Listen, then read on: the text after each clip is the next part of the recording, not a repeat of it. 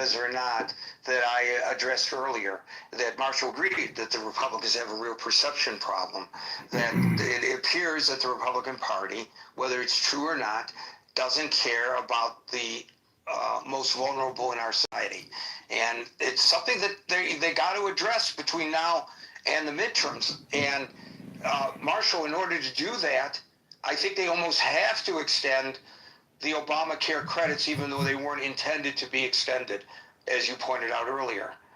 Hey, you're not going to get me complaining if my insurance is $400 a month versus $950 a month. I would be happy with that. Is it what the Republicans intended? Is it what they agree with? No, not necessarily. But Rez, you were also right about the CRs. The Republicans under the Obama administration opposed CRs because they were outside of normal order. And so apparently, when we're in power, CRs are just fine. Despite the fact they spent my college years opposing such legislation. So I think she's absolutely right about that. And yes, I do think they have a perception problem. They also have a governance problem insofar as they can't get people to agree with them. I think that those, I think maybe March. Healthcare, just give me 2 seconds. Healthcare is really a loggerhead thing. It really is one of those things that folks are like, as Teddy Roosevelt once said, you need a healthy American populace to have a healthy American nation. So, Gary, though, wouldn't, and far from be it for me to defend my Republican brethren, but wouldn't their response be that these programs don't help the vulnerable, that they keep them in cycles of dependency? Well, wait a minute. Poverty's gotten worse. The proof is in the pudding. The proof is in the pudding. You can't find a more apolitical charity, in my mind, than the Salvation Army, and they're putting out an urgent call for help because they can't already, and that's with many people still getting their SNAP benefits. But Gary, handle the influx of people at their food pantries. But Gary, what the Republicans would say, I think, and again, this is not my position, but I'm trying to articulate what I think my conservative brother would say in response is, look, these Salvation Army, we'd be better off turning the whole damn thing over to the Salvation Army. That these nonprofits and religiously motivated programs, without these bloated bureaucracies, actually do more because they have more accountability and they get people involved in spiritual programming and they, as opposed to just shoveling entitlements at people, which creates these cycles of dependency and also a bloated government. And I think this is what I think my conservative friends, right, Marshall, would say, we care about poor people. We just think that for decades, from FDR on, we haven't made the problem better. We've made it worse by creating cycles of dependency and growing a centralized government that doesn't know how to. Yeah, I think these are not my views. These are not my views, but I'm trying to put my opponent's views in what I think are the best light. But as Marshall points out, I would also argue the largest growing portion of the federal budget is federal entitlements. They would also make that point. I don't think you can take Social Security away.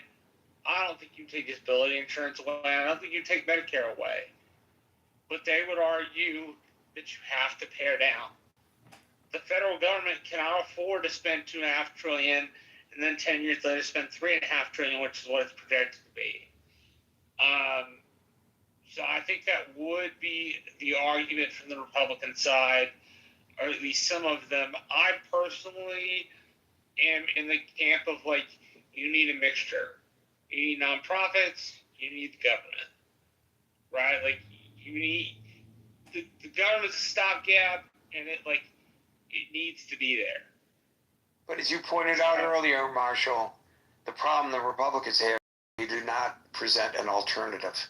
And I think that in the short run, I understand the angst that many Democrats have over what they see as a defection by members of the Senate that will allow for the Senate probably in the next several hours to put a final vote to a bill that will pass that continuing resolution back to the House. And Mike Johnson has promised us that it will pass the House, and the president could sign it as soon as Friday.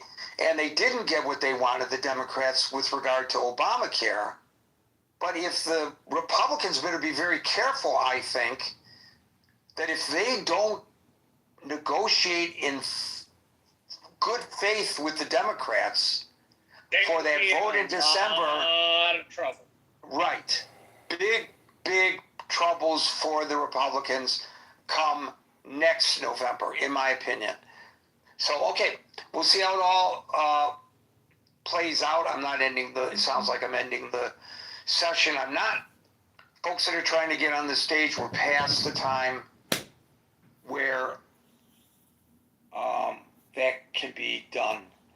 I'm just looking at Dulles Airport. We've had Hit the like button, subscribe right now, everybody. We just filed objections to Darren LaHood as we run to unseat and defeat him in the 16th district. 2 objections have also been filed against us, and we have filed an objection against Paul Nolly, Democrat candidate for Illinois 16. Hit the like button now, subscribe, leave me a comment, tell me how your day is going. Ribono Shalom, Gekachet Lichtig and Oregon. It's a song. Do you want me to sing the Mickey song? No, you do not. Brent, followed by William. Brent, hold on. Brent, I apologize. Mickey is back, and Brent, you're at the end of the line. The materialism. He was saying, like, they just, like, impose materialism onto the scholastics. And it's like, what? They don't. I wonder if he thinks, like, Phaser doesn't understand.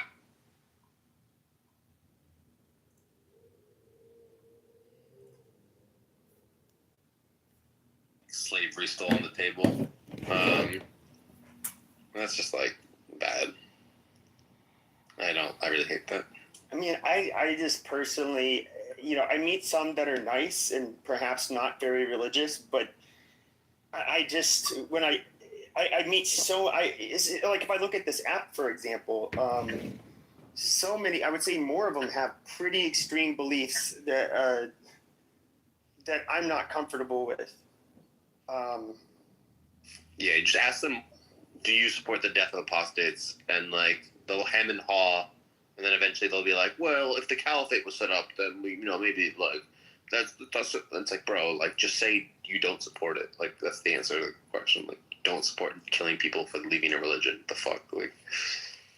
I mean, I try to remain open. I mean, I've heard Christians say, like, they want to do horrible shit to Muslims and Jews. I've heard a couple of times Jews say that, like, if it was under Jewish law, we would be killed because we're idolaters, that kind of shit. That's so rare among Christians. Yeah, it's pretty rare. Like, it's pretty common amongst Muslims to say that you should have a caliphate and kill apostates under the caliphate. Yeah. Well, how I wonder, like, though, like, with there's no way I can know. Like, with the Orthodox Jews, but particularly, like, the Haredi community, like, what percentage of them believe maybe that, like, they have that hard line stance that, like, we're idolaters and then we should be killed? I mean, I've never heard that, but maybe I need to talk to more Haredis, but it seems like not really their MO. Are you a... Thank you, Mickey. William, followed by Steve. Hey, I am a Democratic voter in Philadelphia. That means I get to vote in the primary. I did call Fetterman today, and I let him know, and I really appreciate all that he's done to stand behind Israel and America's support for Israel. I really appreciate that about Fetterman.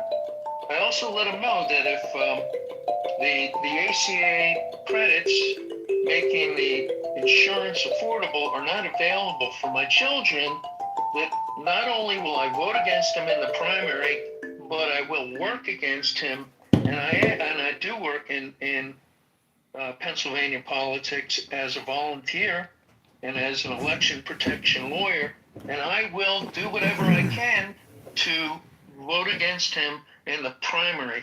assuming that that's not some kind of monster idiot that's opposing him, but that I will work against Fetterman if he doesn't get those tax credits back in place. They're really seriously important in a bad economy. He does favor them, and presumably that means he will vote to put them back into place, right? Well, he as Trump says, we don't have many cards, and he just seemed to squander the one card that we had, and just fold. And it does look like he folded, and I don't believe that the Republicans are going to negotiate in good faith. They haven't done so since Trump has been president again in Trump 2.0. So, you know, the idea that he's got some sort of working agreement with John Thune or whoever to make this right, I'm very skeptical of. And if he doesn't, and I hope he does, but if he doesn't get it together, I'll work against him. I don't think you'll work against him if you identify as a Democrat, if that means that whoever the Republican is who might be challenging him has a better chance of winning against the other Democratic candidate. Yeah, but we have closed primaries in Pennsylvania, so there will be a challenger. There may be many challengers. I don't know who's going to be running against him. Yeah, we could get a progressive, and then we could get 2 Republican senators. That'd be fantastic. That's possible. But then, you know, basically, Fetterman has become the Joe Manchin that will stab the Democrats in the back when it pleases him. Is he stabbing the Democrats in the back? I don't know. If we don't get if we don't get the tax credits back in place, effectively the answer would be yes. Yeah, but I mean, on some level, though, right? At what level do you have to count your losses and say, we went into a battle we couldn't win? I mean, how would we win this battle without? I mean, what was the winning strategy? I mean, what was, because the Republicans, you know, their hearts aren't breaking, nor is their base that people aren't getting their food stamps, because they don't believe in the government should be doing that anyway. So with those people, I just think this is a good win.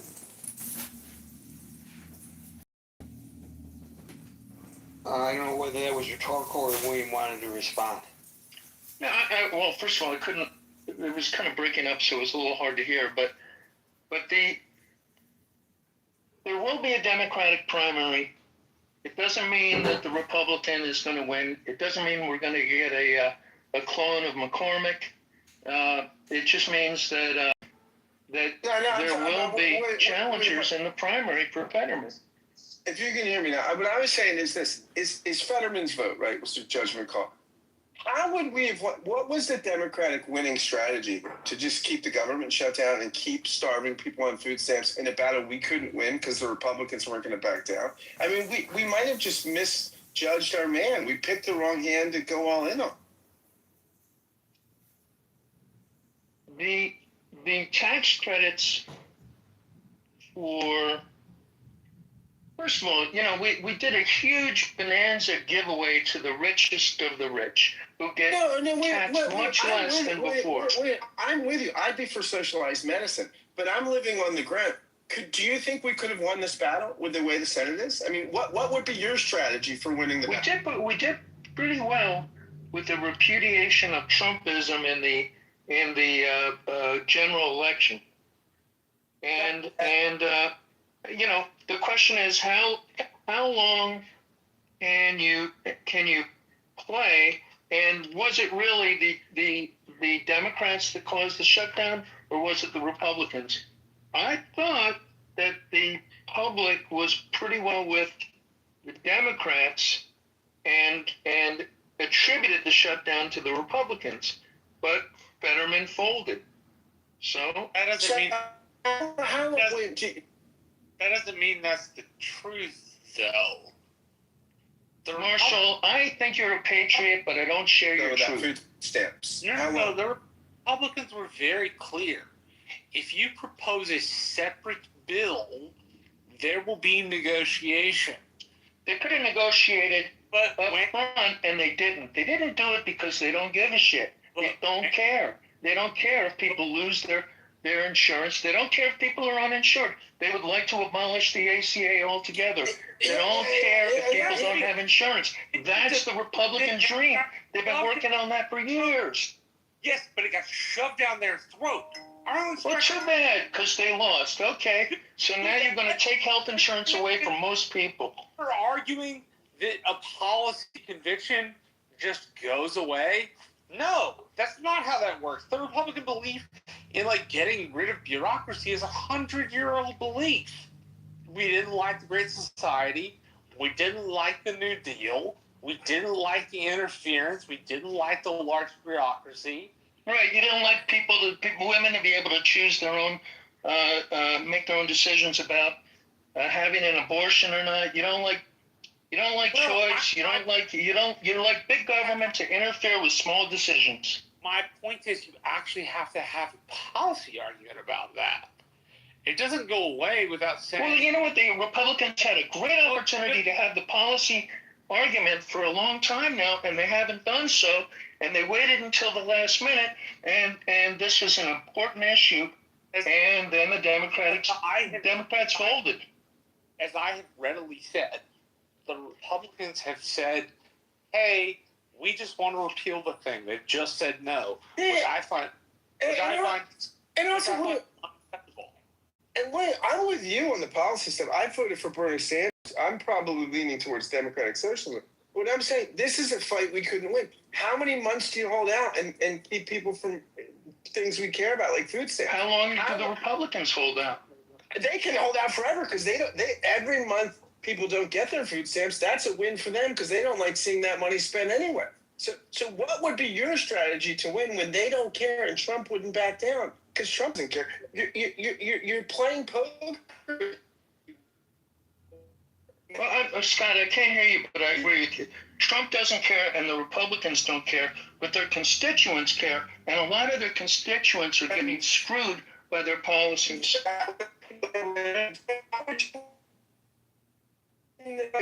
Scott, we lost you. Scott, we lost you. You're done. Through. Finis. Back by popular demand, and I see other people have done it as well. I have reposted to the main chat above the conversation between Scott and Dominic about whether Mamdani is the future face or the face of the future Democratic Party. So it's really an interesting discussion between them that I was pleased to moderate. So please feel free to click on that. Also, with regard to the chat, please, no personal attacks. Personal attacks in the chat are subject to removal. Repeat offenders are subject to their being removed. And finally, those that are still trying to get up on the stage, unfortunately, too late. You got to get on before 6 o'clock New York time because Gary has a drop-dead moment that he has to walk out the door to catch his train, and New Jersey Transit will not wait for Gary. William, followed by Steve. Dominic. No, I've already spoken. I'll look forward to Uncle Steve and Dominic and David. Yeah, Thank you. I know. Steve, Dominic, David, and Brent. Steve.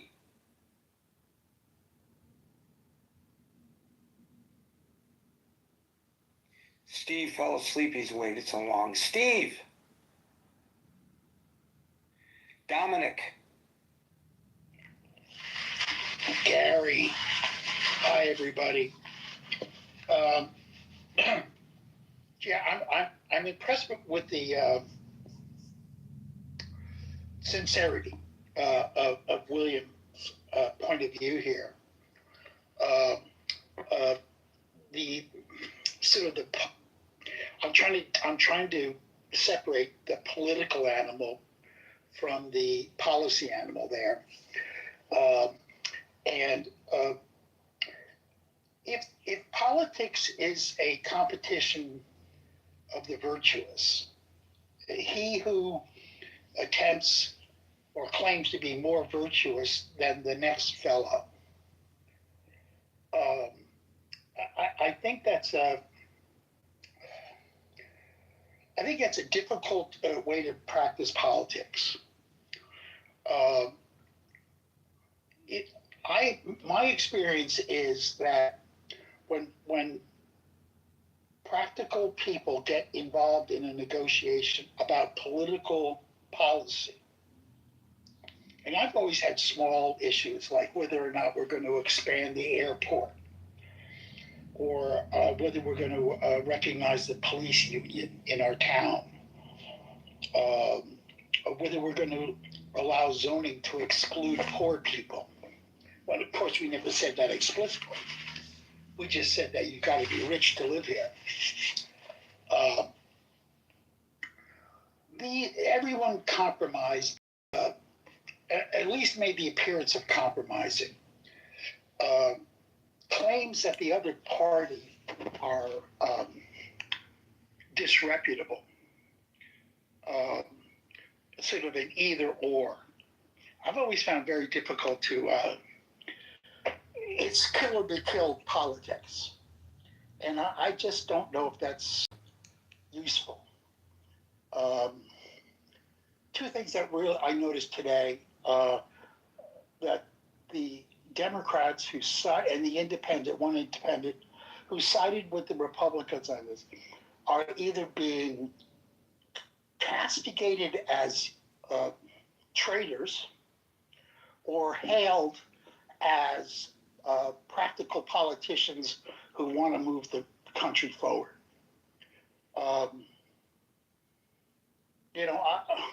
I said in the chat yesterday that they are going to be charged as being capitulators.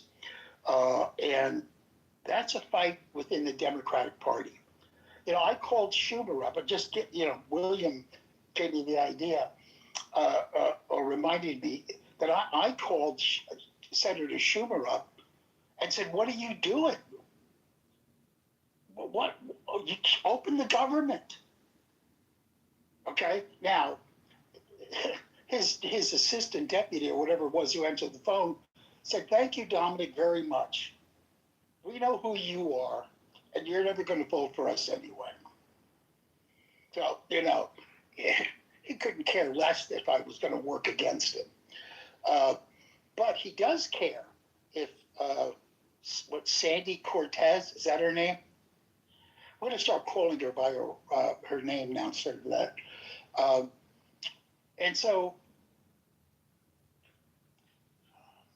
we just got to calm down with this political hatred stuff. Democrats are not evil. Republicans are not evil. All right?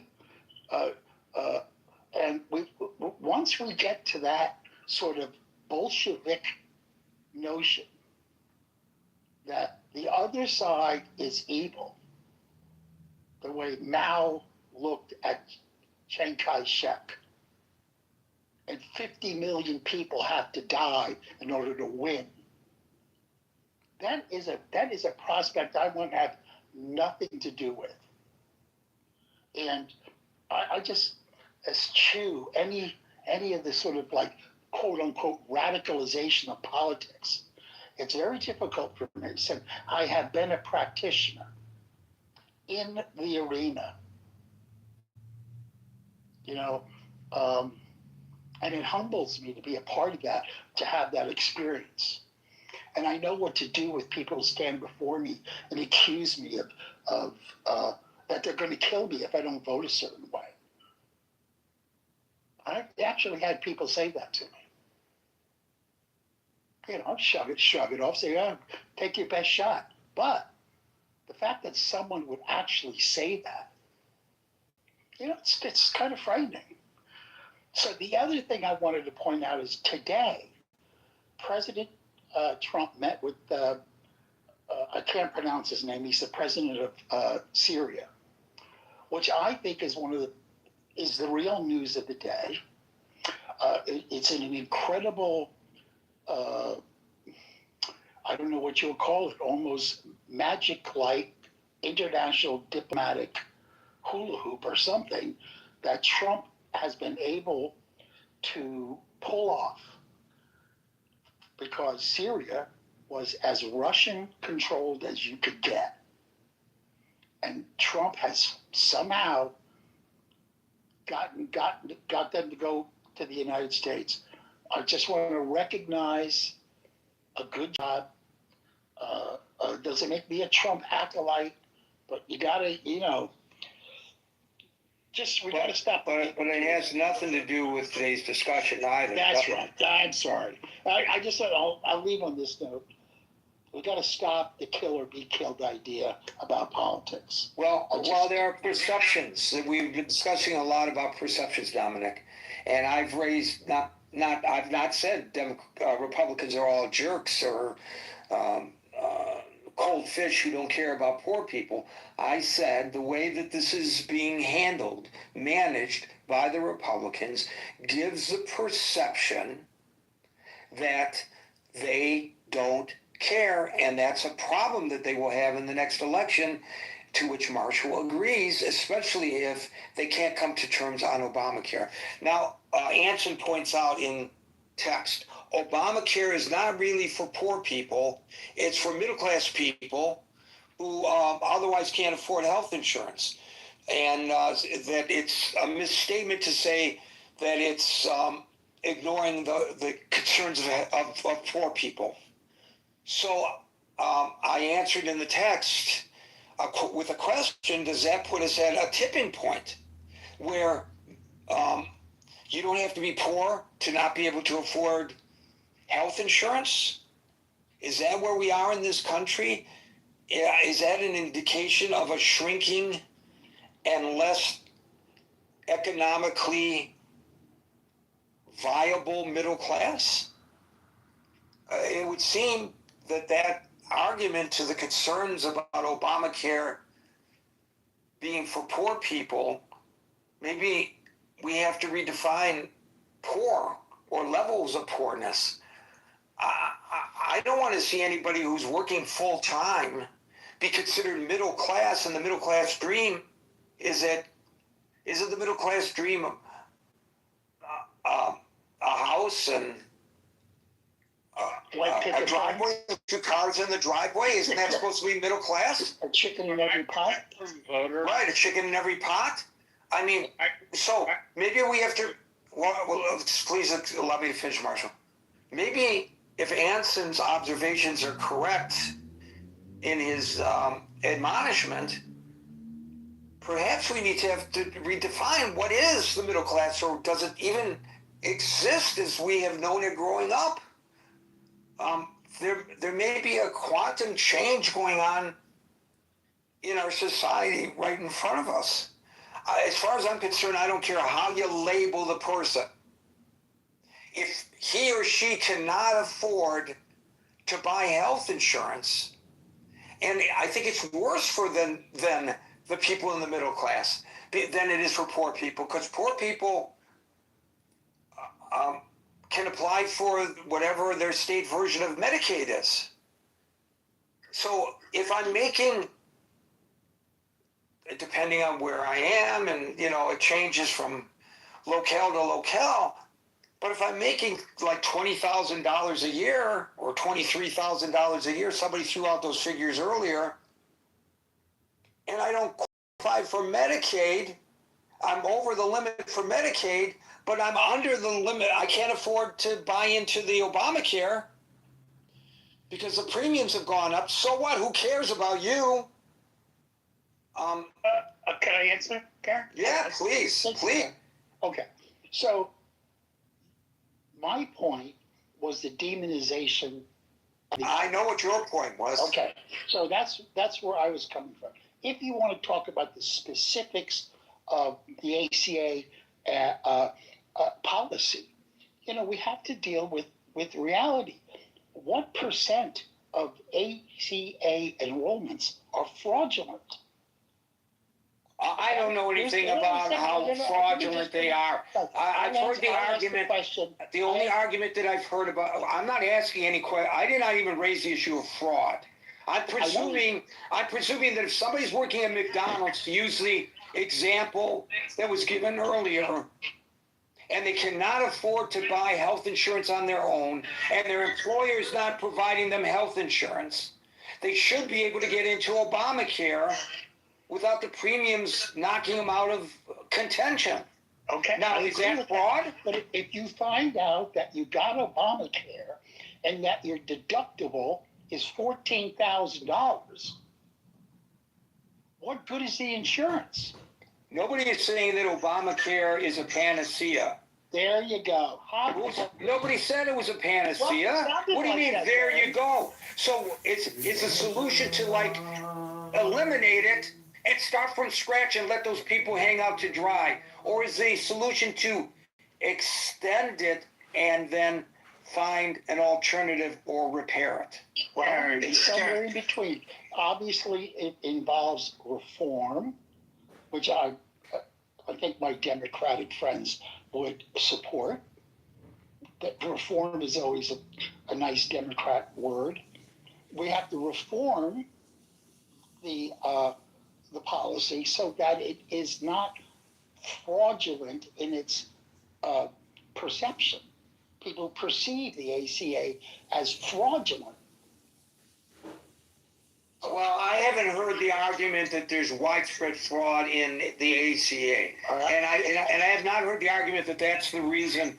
The only fraud allegation that I've seen coming from the Republican leadership, and I don't know how this is as fraud, is that people buy into it and then they don't use it. Fraud. I don't get how that's fraud. Where is there this widespread fraud in the ACA? Because the money goes to the states, okay? The money goes from the federal government to the states that have the exchanges. Yes. That's fraudulent if the enrollee doesn't know that they were enrolled. I don't understand it. I don't understand that. I don't understand your argument. He's saying they're gaming the system with fake enrollees and pocketing the money. That's right. The state is gaming the system with the fake enrollees? Well, then if you can't trust the states to run the program, do you also trust or not? Do you also distrust the states to run education? Oh, listen, Gary, I am all for the ACA as long as we all agree that we are going to reform it so that it is not fraudulent. That's all. Okay. I didn't realize that the fraud was the main issue here. I guess it has escaped me. Thank you, Dominic. Steve, are you back? David, followed by Brent. Great. This was a bad deal for the Democrats. They got nothing out of this. They helped unleash a lot of pain on the American people. I believe they had the moral high ground here, and I agree with a lot of the congressmen and women that were against the 8 senators who agreed to end the shutdown. Obviously, Trump was threatening the filibuster, and he would have basically told all those senators, you better, just forget about the filibuster and let's get the government open. They would have lost that way as well. But down the road, the Democrats would have won with the moral high ground with that as well. But let's look at the 8 senators that voted to open up the government. None of them are facing re-election next year. 2 of them are looking at retiring. I believe Durbin and another person. And Durbin wanted to end on a high note with a bill that he wanted to put through, and I think that's going to pass for him. Fetterman is he's in the mansion landscape, and he's probably going to get primaried and probably run as an independent and kill the Democrats' options if he does that. So I don't think he believes that he's going to get reelected down the road. And the rest are facing reelection in 2028 or greater. So they're the ones that came forward and took the bullet for the party. Ron Paul and the others are very accurate in saying there was a betrayal there. They weren't happy with Schumer and how he just kind of laid down as well. So what did the Democrats get, Gary? They don't really get anything. And I agree with some of the talking points that do we really think that the Republicans are going to revisit this and put it up for a vote in December and just out of the goodness of their heart decide to give the American people these subsidies back? I don't think so. I think these are going to die. And until the Democrats can get back into power, at least at the executive level or at the, House and Senate level, the American people are going to suffer with very high premiums. I mean, and to Anson's point, this is a lot of the middle class. This is a lot of business owners, people that have to white knuckle their insurance with their families by paying these premiums. The American system, Gary, for the longest time, after the Great Depression and the New Deal, most people had good insurance through their corporations, through their companies, through unions. In fact, it was only the seniors who got the socialized medicine at the age of 65, a single payer. And of course, we give that to our military as well for their service to our country. But for the majority of Americans, they either got to make a boatload of money to be able to cover their premiums, and then how do they cover their workers? Their workers got to go out to the exchanges. And once you make it over a certain dollar amount, these premiums are going to come, they're going to be like house payments, expensive car payments. And so what does that do to the average American? Who can only afford, if he got it, to pay $100 a month. He's that close to the in the job. I'm talking about people that show tax returns of a certain income level, Marshall. It's going to serve on that. I'm sorry. I'm not talking about the bottom absolute poor. Yeah. There was an article about a woman who had her own therapy practice, and it's anecdotal, but she just got the email from her insurance company. Her premium is going to jump from something like $800 a month to $1,300 a month, and she can't continue to run her practice with those kinds of insurance costs. So this is going to happen to a lot of people all over the country, and and the Republicans are acting like, well, you know what, the Democrats voted for this. Now we can say that they opened up the government. They're going to blame them now. So all of the great talking points and the winter sales going into the midterms next year, we're going to go through debate. So now the Democrats have to figure out how to own this pain that the American people are going to suffer under. I think if we kept the government open a little bit longer and got the subsidies in play, it would have been a great win. Now it's just, let's get the government open. People need to travel and fly. Let's make our skies safe for everybody. And, we'll battle this out down the road. So that's my 2 cents, Gary. I think at the end of the day, the Democrats who could take the bullet for the team did. Those that didn't are shielded behind the people like Durbin and the rest who can basically be the hero on the Republican side, but yet not face the wrath of the voters come next year. So I don't know what we got out of this, Gary. I think it was just, a horrible exercise in our democracy, a further indictment of our two-party system. You talked about Trump meeting with the Syrian president. Before that, he was with Orban when they were asking him about the shutdown. I mean, these are leaders that Trump would like to govern the country. With their examples, he doesn't like this horse trading that goes on. He wants to have complete fealty to his decisions, and I think the Republicans have given him that. The fact that we haven't sworn in the congresswoman from Arizona, who then would provide the vote for the Epstein files. I think all this stuff, Gary, is just emblematic of that we're not being governed the way our founders intended, that it's really a bastardization of all that today. And I'll end there. Thanks. Thank you, David. Yeah, Scott. So I just pulled into Albany here, buddy. But I just want to say, and look, David and I are usually pretty sympathetic on policy things, and I'm in agreement with the frustration. But if not this, what was the better deal? What was the strategy? Hold out for 4 more months? Or I just don't understand. For the people that are frustrated with my Senator Fetterman, what was the better game plan, right?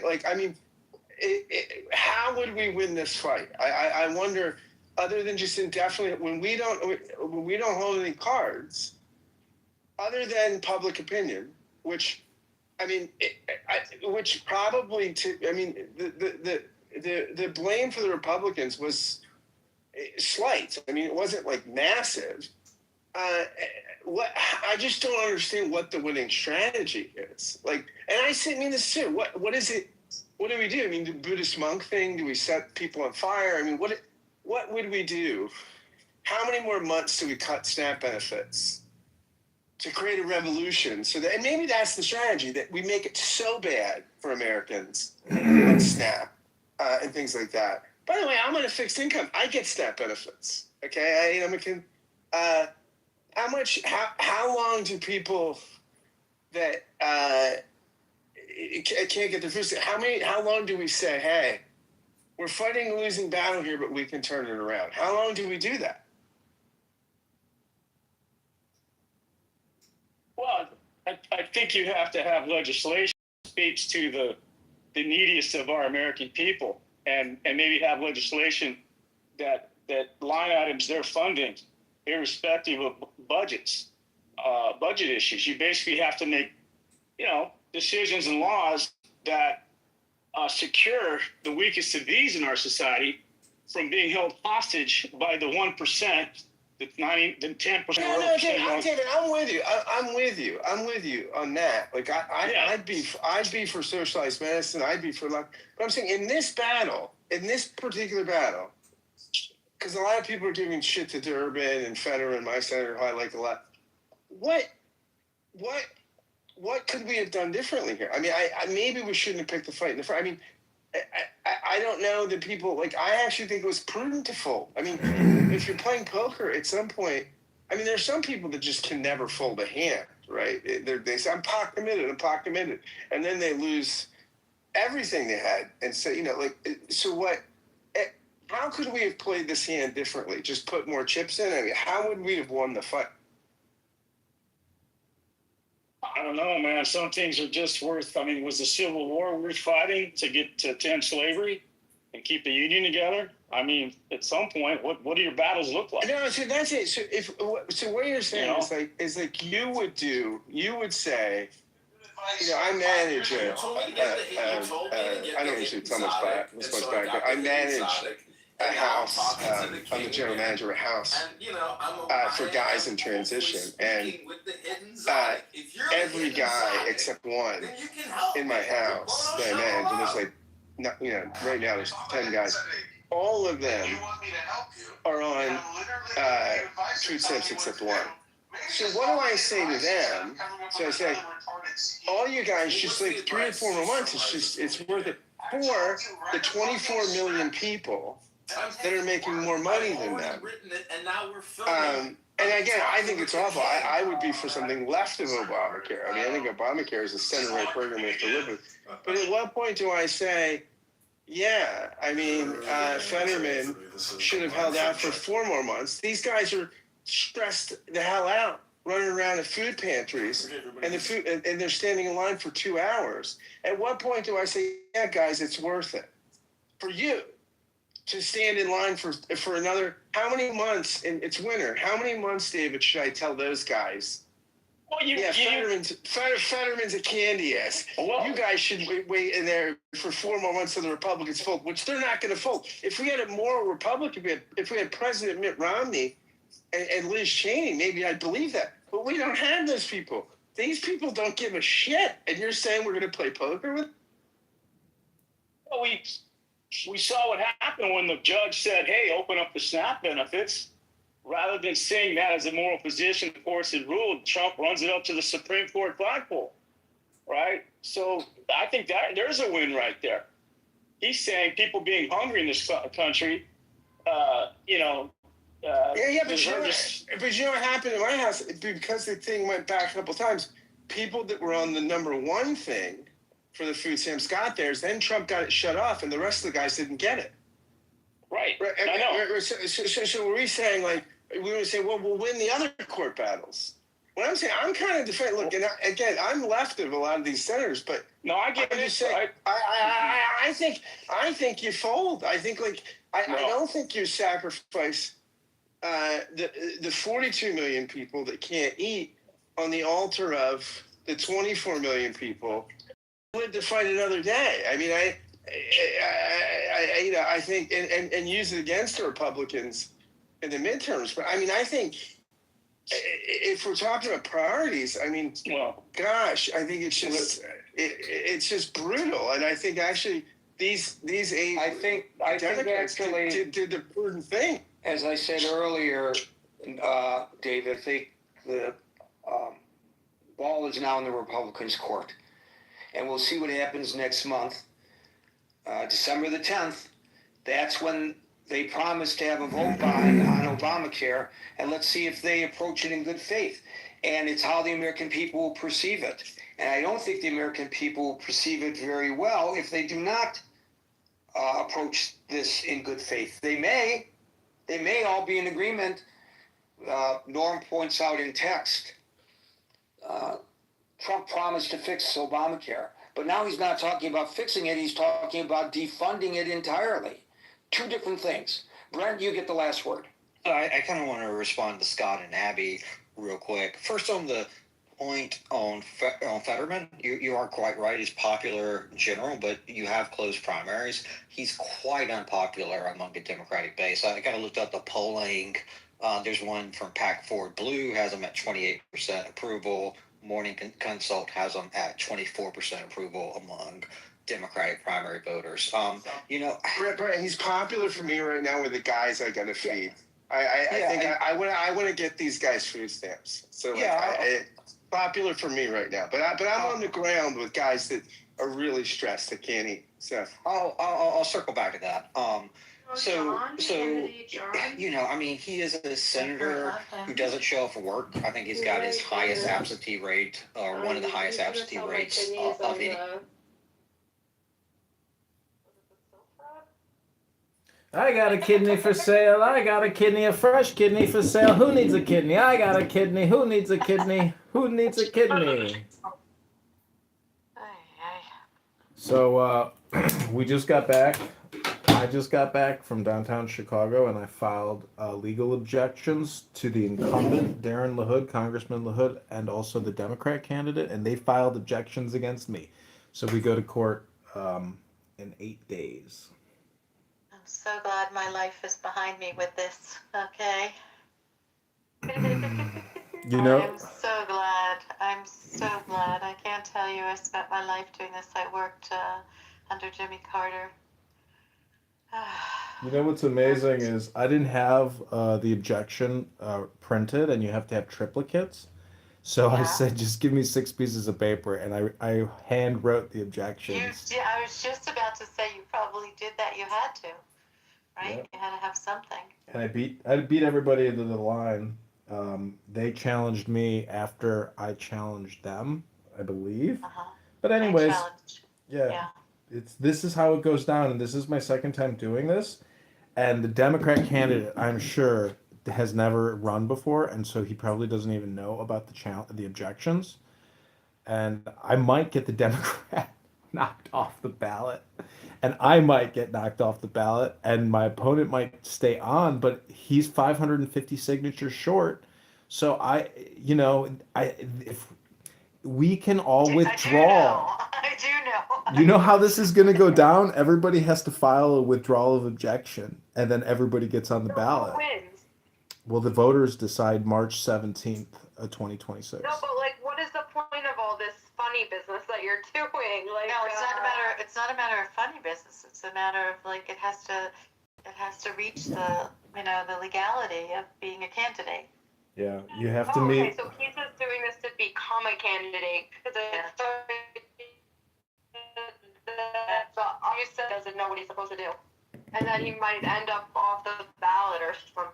Well, you've got to meet very specific guidelines, and there's deadlines, and there's a lot. Okay, John, do your Monica impression. Okay, go ahead, John. Well, Concrete, I can't control the words that come out of your mouth, but in white belts and chillism, you are in violation of our rules, and you have a dirty potty mouth. And I can't stand listening to you, and I don't think anybody else likes listening to you either, Concrete. I don't think Monica sounds like that. Jonathan Bing. Oh my my God, you guys are so funny. But Jonathan Bing is the biggest mortgage broker. NLMS number 085652333. If you need a mortgage and you are with Grant Cardone and me and Nelson Apega, we're gonna get you the money you need. This is just this is Jonathan Bing. I don't know that one. I don't either. Well, that's because you're not in the real estate business. You're gonna need a mortgage though, so you're gonna want to follow me, Jonathan Bing. I think it's one of Beth's friend. Like they have like a room in the morning or something. Okay. Do Cindy Stumpo. He does an awesome Cindy Stumpo impression. Who are these people? Who's Cindy Stoffel? You know, I love our president, Donald, but I got 30 fucking work sites going on across this country building luxury, major fucking developments, and Trump knows how valuable the illegal labor is to building magnificent pieces of real estate. And I love our president, but I resent the fact that ICE and Border Patrol are raiding my fucking work sites and shutting them down. Anyways, I'm going to the fucking White House with Grant Cardone on Tuesday. So we're gonna find out what we can do to build these fucking houses, because I got Nelson Apega's investment money on the line with Chatter, and that's going fucking nowhere. John, is this what you're using in your speeches too? He does the best impressions. I know, these are really hysterical, but aren't you running for office now? He also does a good. Can you do the Steve Appella one? Steve Appel from Steve here? Appel? Yeah. All these are people from here. All of them are people, but Steve Appel is the only one I know. Who knows? Good. Me and my mod squad here at Casa de Appel. What was that? No, that's a fact, not an opinion. Do you know the difference between a fact and opinion? Because that's a fact, and I'm pretty sure it's a fact, and I know it's a fact, so shut up! Go to the go! You're out of here. That's what he says. I don't know. I have to investigate. I think that was our last name, Appel or Apple. His impressions are hilarious. I know this is good, but he wants to run for office though. You should hear my Marshall Rankin. I've been working on the Marshall Rankin. I need my impression. I need it now. That's the impression. My name is Danny, and I can't stop using this app and having weird rooms with weird people. I don't accomplish anything because all I do is sit here all day modding rooms, listening to weird people having weird conversations about weird things, which is basically like talking about nothing. They basically roast me and pack me up all day long with crazy room titles. And anyways, this is Danny. Too jazzy. Thank you. I appreciate it. I mean, it was all right. His jazzy impression's spot on, too. Jazzy and Shy. Fuck you, Edmund Dakin. Doing yoga in your motherfucking shit-stained underpants, bitch. Suck a dick in the street, bitch. This is Jazzy, bitch. Now that one I'm familiar with. That was a good one. I like it when she gets really mad at me about something like so little. So mad. Anyways, there are, characters on this app. It's like a theater production in a way. But, I've recorded it for many, many years now. Really? Can't do that? That's so funny. Yeah. Look at all his phones. Look, he has a million phones there that he can go live. John, I've gotten like 19 follows from you on Instagram. Is someone hacking your account, or are they really you? No, these are all me. I was anonymously publishing under Adrian Dittman for like 2 years. Okay. So I keep getting really Elon Musk? Or were yeah. you pretending to be him? No, that is Elon Musk. That's his other account on X. It's called Adrian Dittman. Have you ever talked to him? He's blocked all of my accounts, and he even took over my Adrian Dittman account because I dropped it. I changed everything to rebrand for the campaign. Okay, so he took your account over? Yeah, it's just Adrian Dittman now with one T, one N. It's him. It's 100% Elon Musk. And I have everything he does now is recorded, but I have him for like a year in unrecorded spaces just talking about whatever, it's stupid. So weird. Is it like a loophole where he could get away? Like, He or is he just trying to be he anonymous? can't he has so many followers under Elon Musk, he can't even use the account because it'll break X if he ever tries to live stream on an account with those many followers. So he has to use Adrian Dittman, which only has a couple 100,000 followers. So Oh, okay. yeah. John, I'm losing it with that Trump picture in a diaper. I had to mute. I know, right?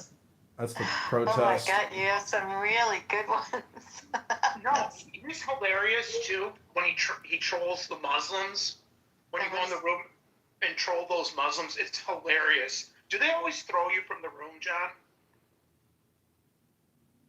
Not every Muslim room chucks me, but I can read Rumi, and therefore you can confound Muslims because Rumi poetry is, Islamic or Muslim or Persian, and Sufis who are Muslims, like, I don't know, they can just basically supersede, gaslight, troll, debate, maybe like your typical Sunni Shia Muslim. It's definitely like the mystical Islam is universal. So it's something people should learn. If you fear Muslims, you're a schmuck because it just shows that you've never it shows that you can't even debate their own religion in a way. People should be able to debate it for sure. And people on this app bring a lot of fire and smoke to Islam. I got my account suspended because I had a PTR that said eating 2 strips of bacon gives you a 100% chance of not being a suicide bomber. That seems pathetic. I'm offended, Nick. I'm not a suicide bomber, and I gave up bacon a year ago. Well, the 9/11 hijackers. I mean, do you know the stories of like the way they lived their lives before they supposedly crashed those planes? Were they on Clubhouse? No, they were like doing drugs. They were going to strip clubs, doing all kinds of crazy shit. I never heard that. Yeah. Imagine an Arab Muslim about to commit suicide. What do you think they're gonna do? Sit there like be all devout or something? No, they're going crazy.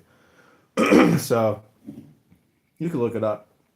I'm not gonna Google it right now, but anyways, today was another day on this journey to getting on the ballot, and it's like very patternistic now because this is my second time running, and the first time I didn't file the objection. I asked my friend to file it for me, and the lazy bum didn't file the objection. So this time, I made sure I did every single thing myself. Asked nobody for nothing. Every step of the way, I did everything. Even if people duplicated what I did, I still did it. So this time around, if we don't get on the ballot, or we don't cause some type of conflict or get some type of favorable ruling, I'd be very surprised. Like this time, it seems like I will have created some type of rift in the time fabric of some sort with my objections. So, because it goes to a hearing and a judge is going to hear my arguments, and I can file motions and request submit subpoenas. Can you actually have a debate with Darren LaHood? There are 2 objectors to my candidacy and my petitions, and so there's dual challenges. I have 2 challenges against me, and I have 2 challenges against the incumbent and the Democrat candidate. And what's interesting is this time I have the Illinois election law book. The employee there gave it to me in Springfield, and I was like, oh my God. I'm like, thank you, dude, because To read that on a PDF is brutal, but this time I can go through it and find enough information to create significant um, exhibits and motions, and come to the trial with a litany of motions. Guy's dad was the former United States Secretary of Transportation. That's crazy. That's pretty How do y'all high feel honor, isn't it? Yep. How do y'all feel about Donald Trump trying to claim dictatorship over America and seize control over Southwest Nigeria? That's the most framed and ridiculous question I've ever heard, but what's your point? What do you mean, what's my point? I'm asking you a question. What do you mean, what's my point? I asked you, how did you guys feel about that? I know, but instead of answering your question, I just want to ask you a question before I answer your question. And just tell me, what do you think your point is in asking the question? My point in asking the question is asking y'all how y'all feel about God.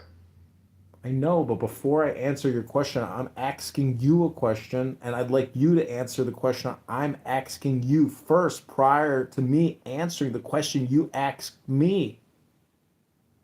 I just answered it. But what's your point? Because you're on my show on YouTube. It's called What's the Point? And so I just constantly say, what's the point? That's the whole purpose of the show. So what's your point? I'm on YouTube. Yeah, what's your point? You're on the What's Your Point show. What's the point of the What's Your Point show? What's your point? No, but the point of the What's Your Point show is what? To just constantly say, what's your point? What's the point of that? I don't know. What's your point? One first, though. Does anybody have a point? Do you have a point? Does the point have a point, or is it the point? I don't know. Okay, well, moving on in the What's Your Point show. What's your point? Who's on first? My point is the point. All right, well, what's your point about the point? It's not a point about the point. It's just the point. All right, well, I'm going to go back to the mods because clearly this man does not have a point. We have confirmed it, and I'm moving on in the point show. So I hope everybody has a great afternoon, evening, and just want to say it one more time. What's your point? The point. What's your point? So now that you know what my point is, I want to ask you, what's the score? I don't know. What's your point?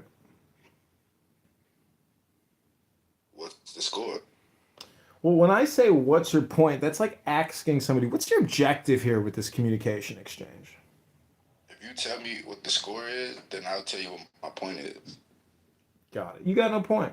So what's the point? You got no score. So what's the point? I don't know. You're on my show called What's the Point? So what's the point of this convo? The moderators, can you detect what this guy's point is? Your show is on my scoreboard. It's based upon my scoreboard. So what's your score? Listen, bro. I don't know what to tell you, but I got it. You got no point. You got to get a point if you want to be on the point show. So what's your point? You gotta have a green if you want to claim a room as your show. Listen, it's not about the green bean here. You're on 15 YouTube account live right now called the What's Your Point Show by Candidate John. So what's your point? But what's your score? So what was your point to come in here? I'm dog Dave shit on all platforms, by the way. What does that mean? Is that English? Yeah, it means I'm a dog and my name is shit. I'm a dog named shit, and that's my name on all platforms.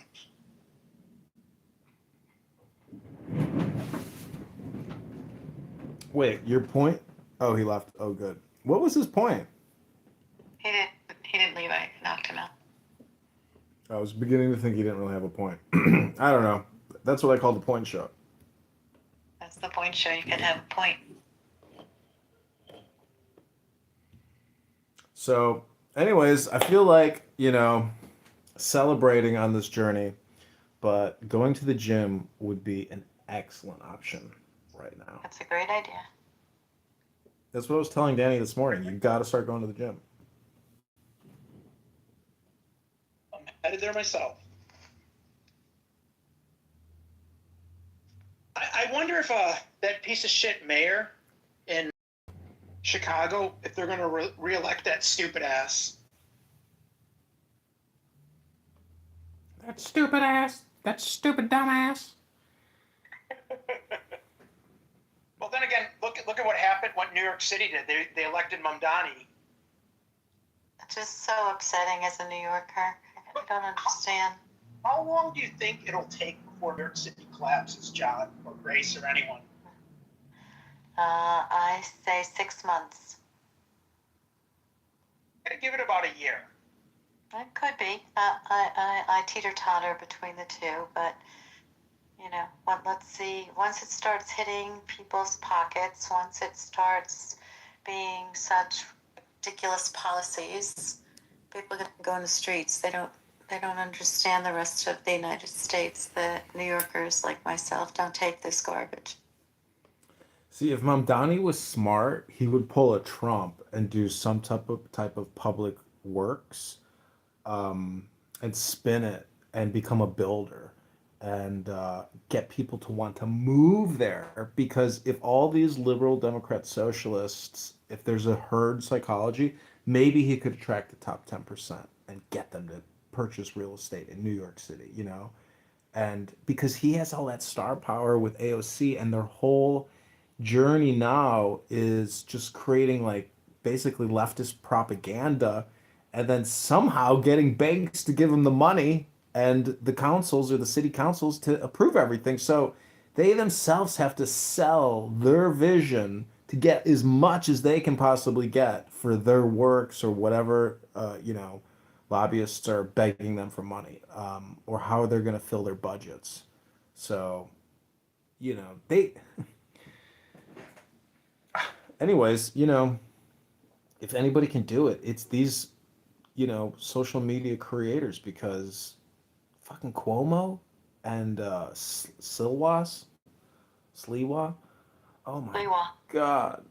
Yeah, this was a very poor representation of what goes on. Like the worst. I think it's by design. I think they're really good at rigging elections.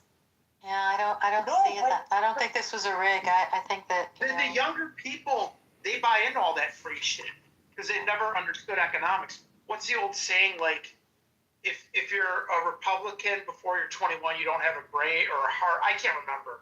But that's the thing. It's like all these young people, they feel hopeless. So this guy's promising all this free stuff. Well, why did they split the vote? I haven't looked at it yet. Sliwa split the vote. Yeah. They couldn't do a 1-to-1, and therefore the election was lost to this, Persian Where's terrorist AOC from? promoter. Is AOC from the Bronx? Well, the point is, it's 6:24, and I have another room open called John Kitover Candidate Congressman, Illinois, $16 sign. And I got invited to this Islamic event. It is a civic open engagement with candidates sponsored by multiple Muslim nonprofit organizations. But you're going to just troll there. I'm not going to. I think I'm just gonna. I will answer any questions if I'm asked anything, but I'll just read a poem. I'll say I really don't have any comment on that. I'd be happy to get back to you. Like, I'm not gonna sit there and pontificate, or maybe I will. I don't know. But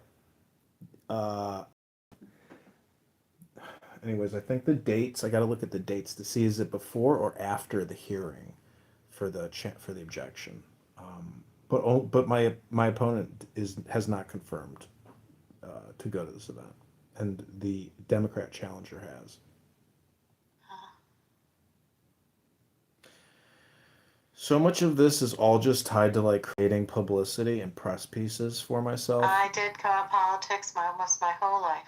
It's so I cool. understand it. It's cool because I like Clubhouse in the real world. But we'll see how all these objections go down.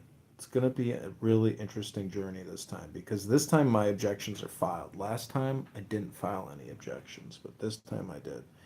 And yeah, and I looked over his petitions and I was like, no effing way. He only has 100 sheets. You need 155.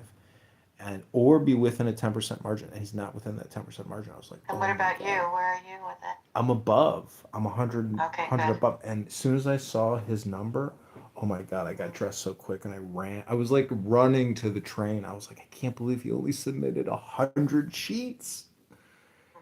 He might, he maybe he has he has one for 10 years, and like he's even using his old petitions that are outdated. He didn't use the 2026 form. Well, And that's already before, that should be before, the court or whatever, whatever comes first, because that's not allowed. That's not allowed. also, I mean, I was in politics. yeah, I worked in the White House. These are ridiculous. his circulators also don't designate their party because he's using an old form. And he just puts his name at the top of it, Congressman LaHood. It's like, whoa, dude, who the fuck in your office decided to print these petitions? Yeah. Well, they all should be taken in front of a judge privately. Yeah, they do. Well, I'd like to when I ran last time, I live streamed the hearing, and they do have a court stenographer there. Yeah, they have to. It was unbelievable. And so the opposing attorney, he just sits there and reads case law. That's it. He literally, before the court, he'll just sit there and quote case law off his cell phone, and that's it. That's all he really says. And he says, yes, judge, no, judge, things like that. But he just sits there, and for the record, just to get it into the public hearing and into the stenographer's printout, he just sits there and quotes all this case law as if it had like any significance or meaning. It was just like What does the meaningless judge dribble. say? What does the judge say? The judge is there to clarify. The judge is there to follow procedure and listen Yeah. and just say yes or no. And the judge fairly just very fairly lets you say your peace of mind. But the point is, if you go in there with things to submit and read, it becomes even more complicated because then it becomes public record. So I have the law book this time. The guy there didn't even look me in the face, who gave it to me, and it's like a little racket. It's like 15 people that control the congressional, senatorial, every election. It's like 15 You don't, people you in don't an have to office. tell me. I was in that business for many years. What a job! That's a career. Yeah, it was a career. It was a career, and you have to, and you have to be on top of your case law because you can't just let the judge, bulldoze you. The last judge I had was good, but because I didn't file my own challenge, I couldn't challenge and thing is, I had to cross-examine the opponent, and the opponent wouldn't appear. Only her attorney would appear. But because I didn't file a challenge, I couldn't subpoena her to come in and provide testimony because she didn't get those signatures. They were given to her. So it really is a racket, and they're willing to lie and commit forgery because these are notarized documents. So it is forgery to fraudulently draft petitions. Did it And for years. It's from the beginning of time they pulled this. but they're really doing it at a very highly organized level here in Chicago for Just like it is in New York City. for the smallest elections imaginable for what they call committee person, which is a nothing. It's all you can do You're is just vote. a committee person. It's not an elected position. That's correct. It's just so you have the ability to vote on what you call central committee, and that's basically non-existent. The whole thing is a charade. Not for the Democrats, though. The Democrats do have power because they have money. The Republicans here have no money and no Really? no And leadership. that's not how it is in New Jersey. Yeah, the Republicans here, it's really just person to person. The Republicans have nothing. Wow. Yeah, Well, I land of think Lincoln. that tide has changed in a lot of parts of the United States because of Trump.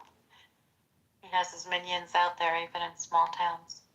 Yeah, in Illinois, there are minions of MAGA minions here throughout all these different counties, and they are organized. And that's who should technically be drafting these petitions. But when I just did a quick summary through LaHood's petitions, it's not that way. it's you can learn a lot by just sitting there and looking at these petitions and seeing who generated them, where they were generated, how many signatures look similar, why, because there's so many different columns, and it's like if you look at the county column, it's always like, why are all the county signatures similar? They may have just filled in blanks. They put in dead people. They made signatures of dead people. Anyways, the thing is, like, if there is fraud in LaHood's petitions, well, first of all, I'm gonna run them through AI because Grok allows you to analyze any document that has a link. So, for me, this whole thing is about creating content on top of content on top of content, and it just never ends because every step of the way, I just photograph and film everything. So, Love it. Genius. yep. That's another approach. That is really a good approach. And the AI, using AI to put this together, that's amazing. Great idea. Great idea. Because you got to call it out before, somebody takes care of it under the table, as I call it. Did it for a very long time. New Jersey is not an easy state either when it comes to elections. So there's this attorney here that has a huge following on X. He's got like 250,000 followers, and he has a personal relationship with Elon because Elon retweets him. And I took a selfie with him, gave him a hug, and he said he would represent me at the objection Very hearings. nice. Very nice. And I Keep mean, getting those pictures out with him. yeah, because he's gonna retweet that, and Mhm. I mean, I'll get a lot of followers with that. But this guy has a Very huge following. smart. Very smart. Listen, all over the country, everyone is not as smart as the three things that you just exemplified. They're just not. People don't get it anymore. Well, So anything that you can do to ignite something different in a different way will get you ahead of the game. And I've been saying that for the past 10 years to most candidates. I don't want to hear all the old stuff and the old school stuff. You're in a time where, digitals are everywhere and you can reach a lot of people, encourage them to get to the polls in ways that we haven't before. They don't want to hear your little, stumping speech. They want to connect, and they want just one sentence that, hits their soul of why they're going to get to the polls. Well, there's a lot of ways to look at this because this isn't There's no one way. There's no one way in this. Well, you got to be burning all the time on different avenues. Well, because equal objections have been filed, if the judge is impartial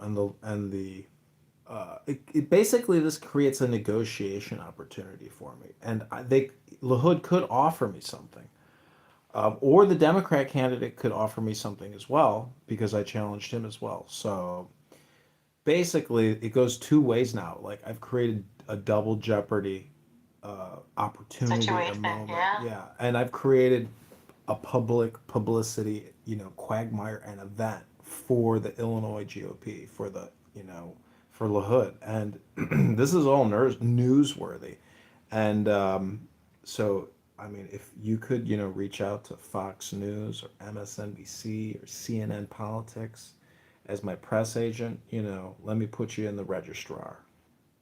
Okay. Candidate John, Grace, Danny, 11, 10, 25, bing, bing, bong, bong. Yeah, I did that for a very long time. Bong, bong. Danny was my crisis actress early on in the campaign. Danny, what was your favorite moment of the campaign as a crisis actress? I don't know. I just did some research on the family and stuff, Very nice, Johnny. No, he didn't ask me to. I just did it without his permission and read about what happened in Egypt and stuff. Yeah. I'm a bad girl. I keep reading this information I'm not supposed to read about.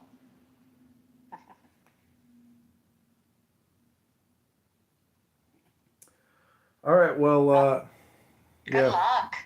Thanks. What are you doing the rest of the night? going to sleep because I haven't slept yet, but it's been 24 hours. But after that, I'm going to be in better shape. Yeah, but anything you need that I could help with, I'm happy to. I worked under Jimmy Carter. I worked with a lot of politicians. Try to get me an interview with a journalist. Journalist where? You're in what state? I'm in Illinois. What about El Normo? Why? What's El Normo doing? No, I need somebody with a platform, somebody who can publish, an interview. Yeah, that's the big piece. What about, are you like platform pro-Israel? Do you got pro-Israel people near you or something? No, I need somebody that has profiles on Instagram or YouTube or TikTok. Oh, there's people like that have a lot of followers that are like niche into certain. Well, So go if you find ahead. people You that need align with you need to reach out to them and say, "Hey, I'm reaching out to you on behalf of the campaign to elect John Kitover to Congress. John would like to do a 5-minute or 30-minute Q&A with you for you to publish on your profile. Follow John Kitover at John Kitover, that kind of shit. That kind of communication, Danny." Nice. Nice. This app does kind of suck, doesn't it? Why today more than any other day, do you think that? Well, I had 3 people tell me they wish I had a miscarriage, stillbirth / Yeah, but the rest of us don't have that, so you can't interact with people like that. You obviously had other kinds of conversations with them that led to that moment of ridiculousness, so. No, I think they just don't have souls. They don't have souls, so you have to start getting that right away from the people, look at their profiles, and the first thing that comes out of their mouth, which is nasty, they don't wait long, get rid of them. No conversations. I think there was just a psyop because it's so fucking obvious, Yeah, you just have to get rid of them. So who knows what's going to happen to me. I want to be here to raise my autistic son, Right, so that's what I'm saying. You cannot engage with those people even for a sentence. Once you hear what comes out of their mouth, you just block them. That's all. We all get people who are nasty, but they reveal themselves pretty quickly, especially on this app. We're getting a lot of haters that are going on. The tide has changed on this app increasingly over the past year. No, I've known this person for like 3 years, I think, That's why it's really fucked up, Well, as soon as you get to that one sentence where people get to be hateful and mean, they get blocked. It's real easy on this app. I don't take any of that garbage. I like to give people second chances and third chances. Yeah, well, it's not worth it. Not on this app. You don't know what's behind the picture. Well, they told me that I was mentally ill and I had to practice radical love for the whole wide world. So blame it on them. That's right. Blame it on them. It is them. So just block them. I'm going to blame Marshall Linehan and therapy, and I'm going to sue them. And I'm going to sue them for teaching me radical love and acceptance. I don't think it was a good thing to teach me. Well.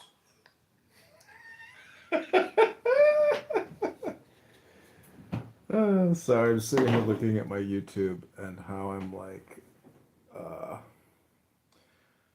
just basically projecting. But that was a good laugh. Tell us about why you were laughing. Because it's like a reality TV show on my YouTube channel at this point. I'm sure. Yeah, because I have, I ruined some good videos with copyright infringement because I was playing movie quotes from the movie Network. Did you know that Marshall Linehan went to Stony Brook University? Where is that? That's in weird. New York? Yeah, that's Long Island. Yeah. Oh, that's crazy. It's a weird ass building. The hospital looks so fucking weird.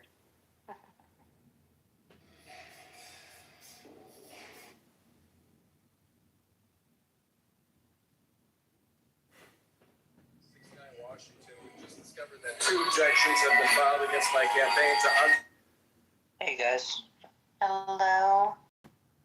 Hey And you have Danny. to tell us how you say your name. Oh, Ilmi. Ilmi. Yeah. Is that your real name? No, it's not my real name. Okay. But inshallah, it's gonna be the name that I give my son. Oh. And what does it mean? It means my knowledge. My knowledge. In what? Not just language? Ilm means knowledge, and then means my knowledge. But let me look up I know it means something like knowledge, but let me look it up. Yo, the hospital's weird because there was a Jewish architect, I'm going to assume, because his last name's Goldberg. But I did get in a fight over Berg versus Goldberg and how Berg is a German last name, not a Jewish last name, although it can be Jewish, but it means hill. It means hill, so. But he went to Bauhaus. How do you say that? That's like a architecture, Bauhaus. That's pretty interesting. Ilmi means knowledgeable or scholarly. There you go. In what language again? In Arabic. In Arabic. Okay, I don't know Arabic that well. Well, yeah. But Ilmi specifically isn't necessarily like an Arabic name. It's more of a Somali name. Uh-huh. And Somalis just kind of took Ilm from Arabic and just like added the E and then they just made the name Ilmi. But Ilm by itself means knowledgeable or scholarly. Very nice. Never knew that. Yeah, it's gonna be beautiful when I have my children. If I ever have children, I'm kind of scared that I might not have children. No, don't give up that dream. Yeah, I'm almost 30, and you gotta kiss a lot of frogs to get your princess. yeah, for sure. I'm just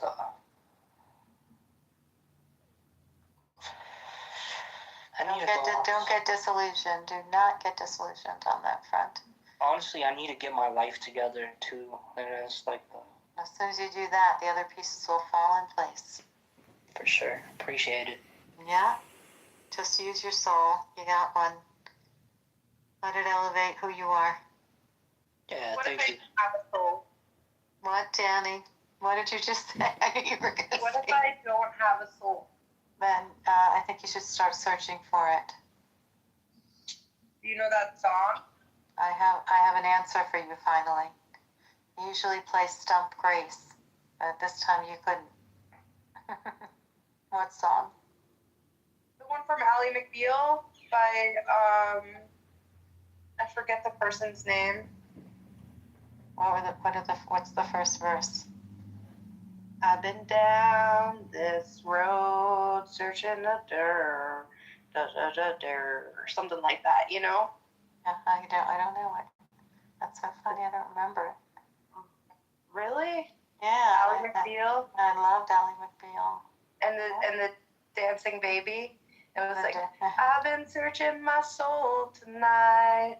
I know there's so much more to life. I have such a bad voice, but it was something like that. No, you did good. You did good. It was like, I find my way back home or something were the words. But that's I don't remember that song. Wow. I like it. It's a cool song. It is a cool song. Wow. What's a nail buffer for? A nail buffer? Yeah. A nail buffer is to sometimes nails get very brittle, so it smooths out like sometimes there's bumps. I see. I know what you mean. Okay, that's what. And then you buff it, down. I'm a guy. I don't need to do it. Yes, you do. Sometimes your nails get ridges. So. Yeah, you don't wanna hurt nobody. Yeah, no. Yeah, no, it's just the ridges in the nail. So that means that you don't have some kind of you have a little vitamin deficiency. So, yeah, file it down a little, and then the nails, reproduces because the nail's always growing. Yeah.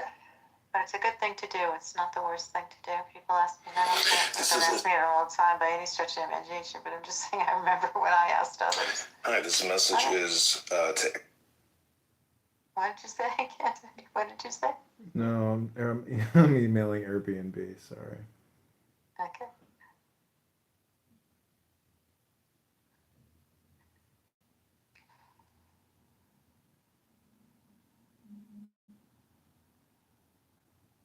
Well, Donnie, what are you doing? Not with us? All right. Sorry. Candidate, keep up the good fight. Keep up the good fight. It's important. It's important that good people get into office. I've spent my whole life in that arena, and I just, don't let anybody discourage you. I know that you're on a positive path, but don't let the noise behind you get into your head. That's the biggest thing people should do who are running for office. Forget the noise. Yeah, I agree. I like the saying, "You are the sky. Everything else is just the weather." Everything else is just the weather. I like that. Yeah, but don't let the naysayers have any part of your soul. That's the biggest problem in politics. I'm in a good position. You know why? Because I can take the train right to the hearings, and other people got to come in and park or get a hotel. It's a pain in the ass for people. I'm sure. Candidate, can I pick your brain in politics? What? No, I just wanted to pick your brain. I just, you're running for office and stuff. I just wanted to see what knowledge you have about politics and stuff. Okay, go ahead. What's your question? Where can we start? Let's start with like the obvious questions. No. I don't know. I don't even know what to ask, to be honest. Exactly. You didn't know it, but you're on my show. I have a podcast that I do every night. It's called What's the Point? And the whole point of the show is just to constantly repeat all the time, what's your point? Yeah.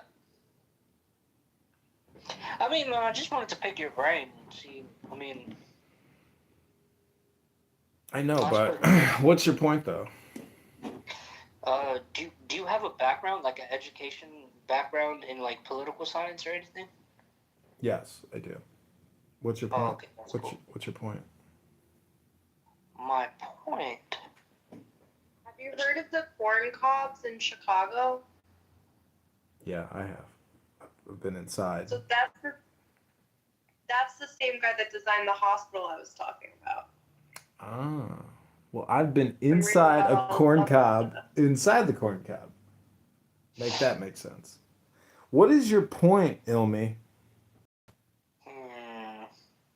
Well, my point was to exchange knowledge, or mostly me taking knowledge from you, but...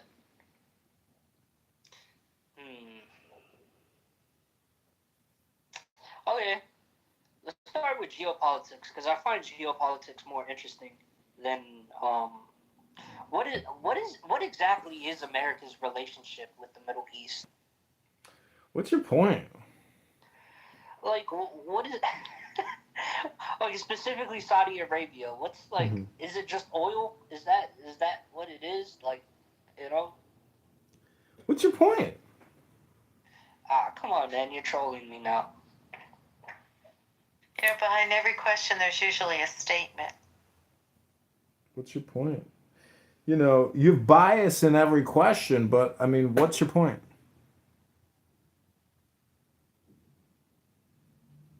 You're trolling me. I'm not trolling you. I'm asking you a question. You're confusing me, man. Well, that's a you problem. I was just asking what your point is. Are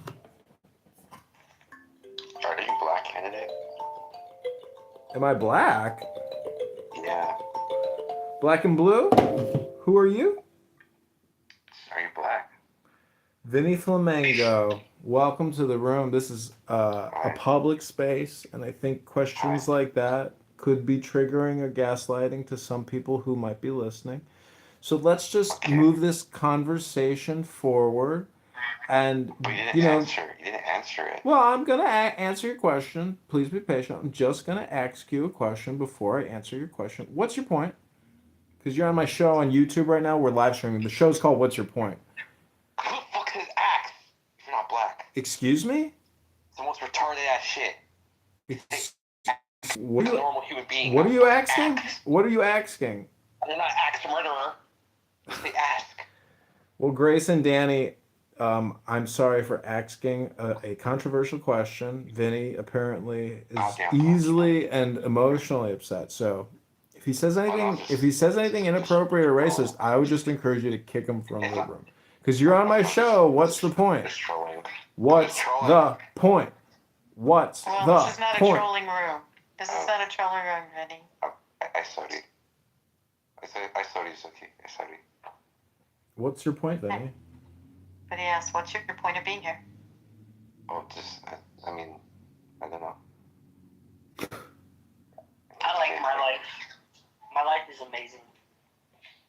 And why is it amazing? Because I have a beautiful family. My family's amazing.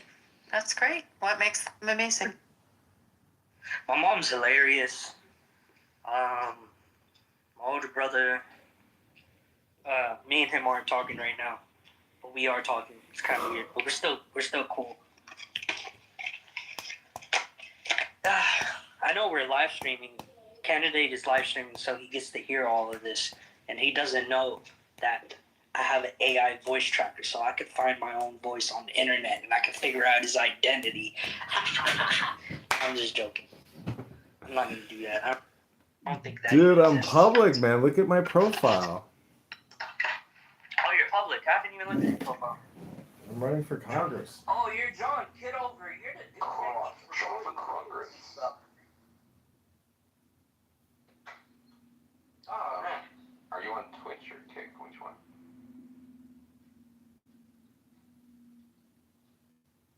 It's fucking John Kitover. John fucking Kitover.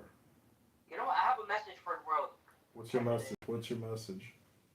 My message for the world is that I think we should all learn to love each other and respect each other and don't allow politics to get in between us and our country in America, and we should all treat each other like we're brother and sister, and we can create safer and better communities if we all just put our mind to it.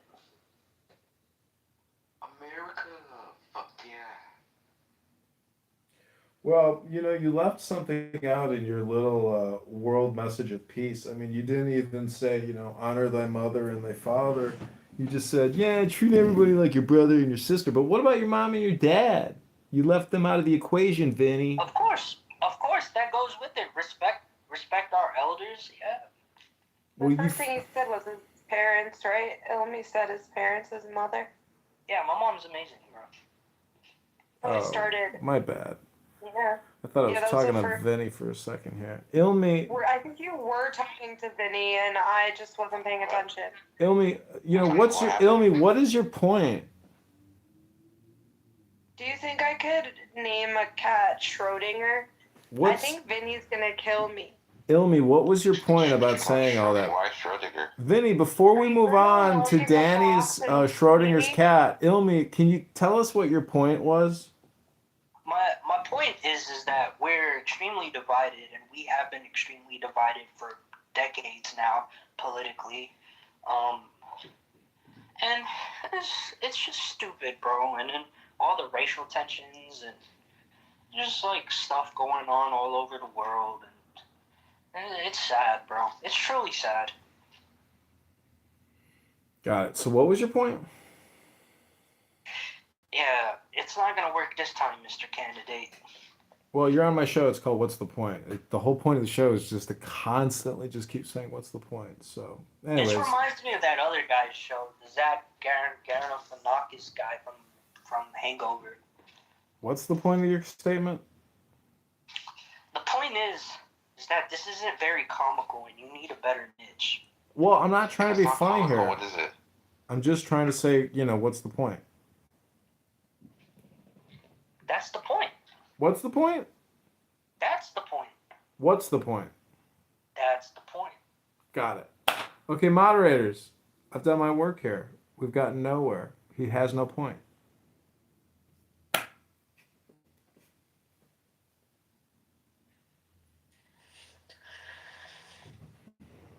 Well, candidate, I hope that you do well and that you have strong messaging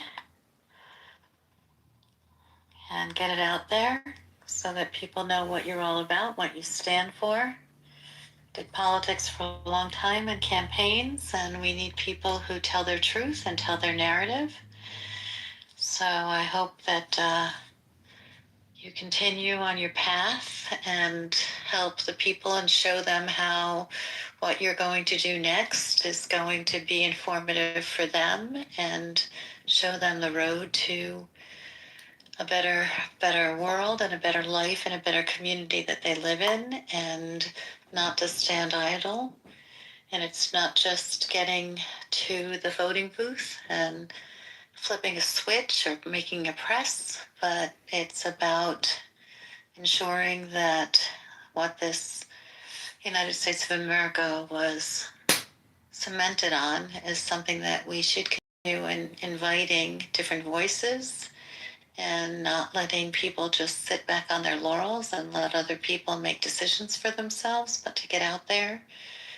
And I wish you an enormous luck and hope that the people who are listening understand the policies and things that you want to change, the things that you're committed to. And I wish you a lot of luck. Yeah, and try not to scapegoat anybody, candidate. And I typically don't like politicians to begin with. They're, I don't know, I feel like all politicians, they're kind of gangsters, just in suits for the most part. Candidate doesn't come off that way. Candidate's telling his line, his way. And I don't think he sounds like a politician. I think that he sounds like someone who is looking to represent others by listening to them and combining his wisdom with those of the people who are hopefully going to vote for him. I hope so. Because if they have shared values, that will be a winning team. It's time for the American people to also do their part in evaluating the people who are, and not just going into voting booths and putting switches on. Grace, I think a lot of the times though, most Americans only vote when it comes to they only know who to vote for when it comes to a president, but when it comes to local and who they're putting in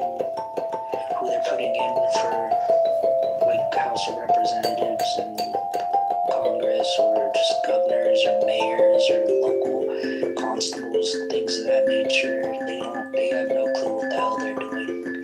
That's been in the past. Right now, people's pockets are being hit all over the United States, and they want to hear from people who are going to make that change. Otherwise, they're not going to vote.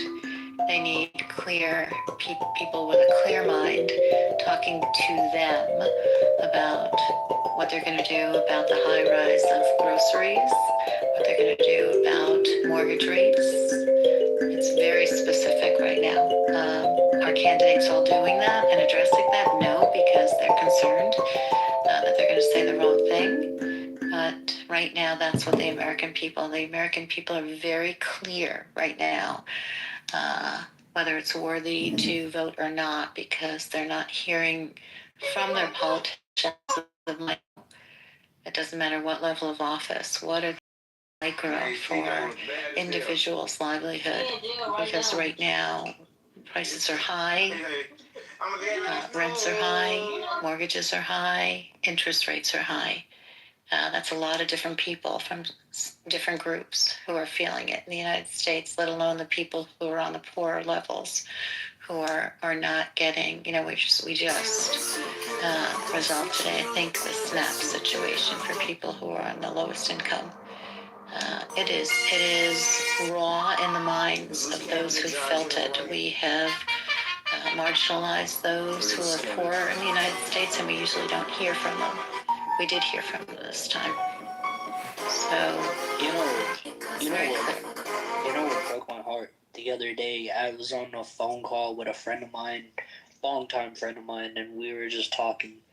And he was telling me, like, he had a great job that was paying, like, $30 an hour setting up cable, setting up cable for different customers and stuff. He worked for AT&T. And, he was telling me, he got fired from the job. I don't know why he got fired from the job, but he ended up getting fired. He was telling me, like, he just found a new job, but while being in between jobs, like, one night, his daughter needed diapers, and he didn't have any diapers. He didn't have no money to get her diapers. So the first thing he did was just turn on DoorDash just to get his daughter diapers. And it was, oh man, just hearing that come out of his mouth broke my fucking heart, bro. It literally broke my heart. Man.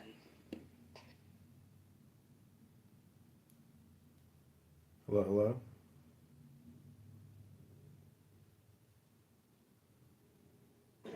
Hey, Cobra sound good as hell. Me in the butt, and like he gave me, what did you have? You have Stockholm syndrome. What do you think my stance is? Your stance is that if they're gonna take over and shit, we just pay the jizya and they'll be kind of nice to us sometimes. That's what you want my stance to be. No, that's what you just said. Your question is a very simple question. Would you rather have Jews or Muslims? No, I said secular Jews or practicing observant Muslims. Okay, and my answer is practicing Muslims, and I can give you the reasons, and you're more than welcome. Yeah, you said because you just have to pay the jizya, and then everything's fine, and sometimes they're nice to you. Sometimes they fuck you in the butt, and sometimes they beat you with a stick, but other times they're just nice to you. Sure, we can agree to disagree. I would rather have Stockholm syndrome. I would rather pay jizya than have someone try to convert my kid into a faggot. So that's just my humble opinion. You can disagree, that's fine. Hey, moderator, The rabbi. doesn't want abortion, he doesn't want trans, he doesn't want all that LGBTQ stuff. The Muslim isn't trying. Marxism. Wait, let's let the top Jew Messiah. Kick this nigger. Okay, so Evital is a campaign contributor, and I just wanted to give a campaign contributor an update. You're drunk. I'm not drunk. I filed objections. There you are. Okay, you might be projecting. I filed objections against Darren LaHood and against the Democrat candidate. 2 objections were also filed against me. And that's it. They were filed in triplicates, and the court case is, I think, November 18th. So this all goes to court, and now I've created a time rift because last time I ran, I didn't file the objections, but this time I did. So if an objection nullifies an objection, we're going to be on the ballot. What the fuck are you saying? What are you saying? I filed with the Illinois Board of Elections legal objections against Congressman Darren LaHood today because he only has 1,000 signatures. You need 1,550 to get on the ballot. So I might be the de facto Republican candidate because I can get him kicked off the ballot. Oh, that's good. Well, John, check your text message. That means the Democrats are gonna win. Well, I might get the Democrat candidate kicked off too and be the only candidate on the ballot. So I might be the de facto candidate. Is that the only way you win? I hope they win. It's gonna have to be some type of negotiation because they can challenge all of my signatures, and I'm pretty sure they can get me below the threshold. But if everybody's below the threshold, then they negotiate a settlement, and everybody's on the ballot. Nobody fulfilled the minimum requirements to be on the ballot. Yeah, that's right. I thought you did. But how am I going to be able to suppress people if you were congressman? If it was your rule, how would I be able to leverage politics to keep everybody down? Blackmail. Have you heard his recordings on here? Blackmail. There's nothing interesting in these recordings. There's just people using profanity. That's it. Randy, can you play the clip of John saying, look at these Jewish niggers? Never said that. John, can you check your text message? Never said that. No, I know. We would never actually do that to you, man. But we did mess around with AI. It was fun. You win, man. I really do. I think you're a crazy son of a bitch. I think we need more crazy son of a bitches in there. In all honesty, like this guy is as weird as you are. Like you're more transparent than anyone really, because everything you do is recorded. Yep. So it's like the highest level of transparency. It is. I just hope that I would just hope that you would lean a little bit more communist.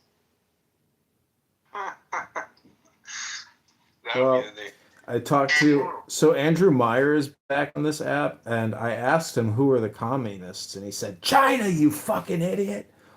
You are drunk, you son of a bitch. I'm not drunk, I dude. should tell you. Yes, you are. I can tell you're drunk. Up here, it's no big deal. I don't know if you think a half a beer is going to make me drunk. I'm actually You're tired. slurring a few of your words. I've never heard you slur your words before. I'm not drunk. I didn't have any hard liquor or anything, but I'm tired. It's been an exhausting... Well, go get some rest. It sounds like you had a good day, a big day. Well, I'm trying to draw Pepe into the barbecue roast. Can't get him to appear, though. What's the barbecue roast? Like a Haitian thing? No, I was in Lou Fack's room yesterday, and I roasted the shit out of Pepe in front of like 500 people. It was amazing. Oh, child. I kept calling him... What did you say? I kept calling him a low IQ monkey gnat, a boxer who has N-word Tourette syndrome, and Pfizer needs to come out with a biopharmaceutical pill that Pepe can take to help him get rid of his N-word Tourette syndrome. And Lou Fax is like, I like this motherfucker. I'm supporting candidate John. That's right. But I also roasted the COVID-19 vaccines, and there were other people on there that also roasted the COVID-19 vaccines. So you're climbing political power. That's why. I am recording. One clubhouse member at a time, my child. One clubhouse member at a time. Well, this is the craziest thing is there's only 3 people running for Congress in this district. There should be like hundreds of people. So all these congressional seats, this is how small the world is, basically never go opposed. So that's like the biggest trip of running for Congress is you realize that it's just an open field for who can essentially organize to do, to organize to run for Congress. It's very simple to do. So it's just like shocking to me how small the world is. Well, I mean, most people, they have a job and stuff. Well, to want to get into politics, man, you gotta be a little off. What Lou is actually trying to say is that most people actually go out in the world and produce goods and services. That's not what I'm saying necessarily, but that's also true. I get it. Look, you're fine with opening yourself up to like. Look, I would never get into politics, man. I wouldn't want to expose my family to like that shit. Well, it's a very nasty world, dude. Well, when I took the train downtown and you see everybody just working. Right, it's not worth it. None of it is worth it. Well, everybody's working, but everybody still has their political positions, and most people are very angry. Things just won't get better for anybody unless they try to take some type of political ownership, because your political ownership affects your adjusted gross income at the end of the year. No, but that's where you're wrong. You don't need to because of globalism. I don't need to take political ownership. I can go somewhere where I'm fine. No, I don't think he's wrong. If you have the means to do that, but then you're already at a point where like the political, it doesn't even affect you. For most people, they're not at that point. So the politics does affect their daily life. I mean, it's affected your life. Look, you fucking couldn't leave the country for a very important Yeah, but I survived, and that's fine. Yeah. But it's just surviving and thriving are two very different things. Well, if you go... No, but that's the thing. Well, hey, me not being able to travel at that time doesn't mean I'm not able to thrive. I mean, if you're unable to thrive, then that's like time for you to move. And I'm in the French side of Canada. Like, okay, if that's a real issue for me moving forward, I'll move somewhere else. Okay, so zoom out. If Canada itself is an issue, I'll move to the US. If US is the issue, I'll go to Europe. It doesn't matter. My point is, you don't have to get political power and fight for and focus on politics is for poor people, and you don't have to focus on it because you can move somewhere else thanks to globalism. Yeah, but are you saying that fucking? Huh? I mean, I feel like we do have to focus on it. Hi. Child.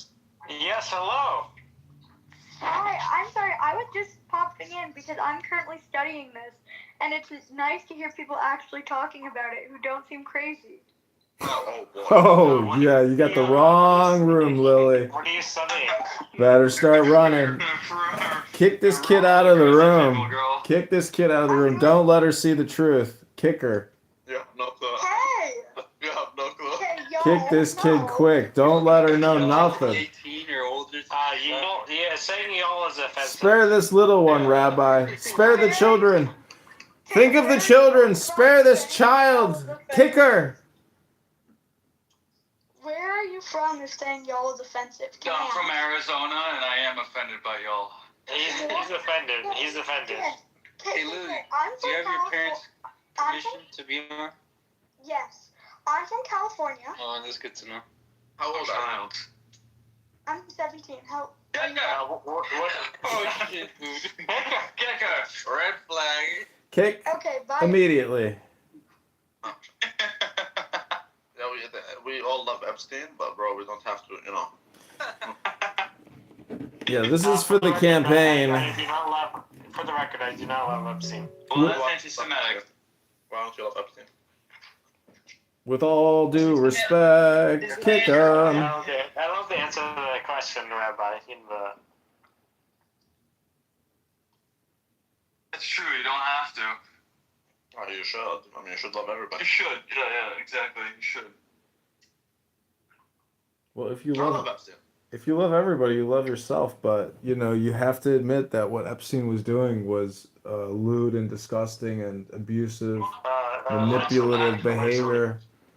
Allegedly, yeah. But for guys like Randy, though, if you're on FetLife all day long and you're arranging all these things, what happened to Bonsoir? I mean, you just abandoned her, and now you're here all the time.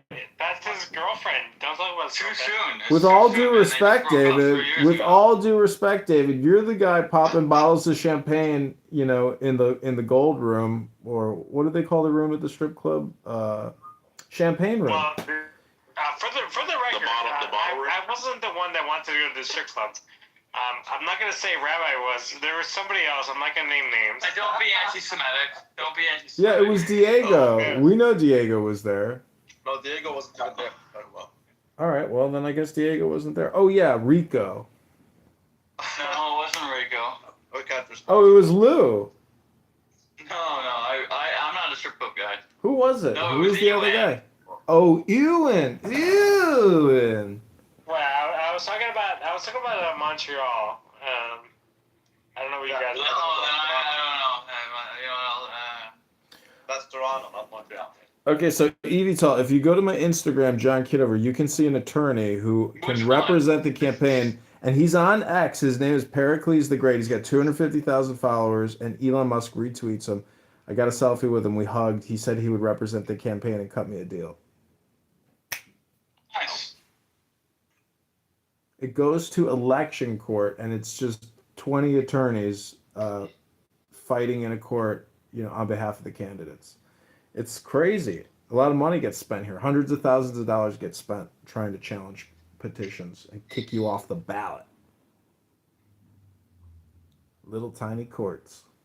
But so John, with all due respect. With all due respect, what's your point? You lost. We haven't lost anything yet. We have filed 2 objections, and 2 objections have been filed against us. That's what's happening.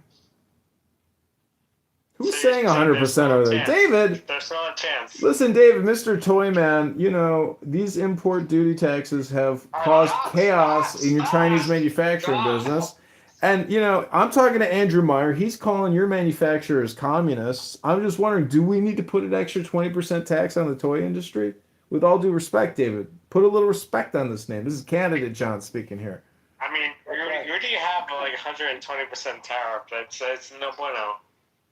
That has been suspended for 1 year. I will send a message to Trump if I get into Congress and say, only tax the toy industry and make sure the Bobadillas, they don't eat for a couple of years, David. Put some respect on candidate John's name. Come on, David. We need your support in the campaign. Lou is an AI strategist. Evital's a donor. Rabbi's a consultant. CM is a schmuck. And Rich here, he's also a consultant. CM calls himself a mathematician. I asked him, what's 300 times 1,000? He couldn't even tell me off the top of his head. He's got his fucking man bun. He's sitting there DJing at some Colombian parties with some... He doesn't want to tell you. It's not in your... He chooses not to tell you. How about that? You know that this nigga is on weed, right? With all due respect, David, you listening to you. And, I'm just saying, with all due respect, that I've never heard you say anything really intelligent. I don't know if that's because you've never read a book in, 3 years or 5 years, but with all due respect, David. I read every single day. You guys make fun of the people who are... You can't make fun of people who are retarded, man, especially if you're running, John. You gotta leave that alone. Say hello to my I agree with you, John. I haven't heard anything they say. Thank you. For 5 years. Listen, I do agree. Don't say anything. That's your personal preference. If nothing nice to say, don't say it. Walgreens' position is down 85%. With all due respect. Yeah, but peanuts are 85% off. Right now, and you just roasted every single person in this room, and I'm voting for you. I'm in. Thank you. I'm in, John. You turned me over. Okay. Thank you. And buy some Walgreens stock. I buy all my peanuts there. Great deals on the peanuts. Cashews, almonds, pistachios. With all due respect. With all due respect, David. David, your toy business is finished if I get into Congress. I'm jacking those Chinese tariffs up 100%, particularly on the Bobadilla franchises. It can't get any higher than it is now. Yeah. Is that a real photo of Mamdani? Is that real? Yeah, that's Mamdani with a keep on. He's Jewish now. And I'm the real Mamdani. No, when was that taken? It's like a week ago or something. Oh, child. I'm really surprised that Randy didn't say Chinese nigger. Whoa. That's the N-word. Okay, is it... I mean... I boomed the room.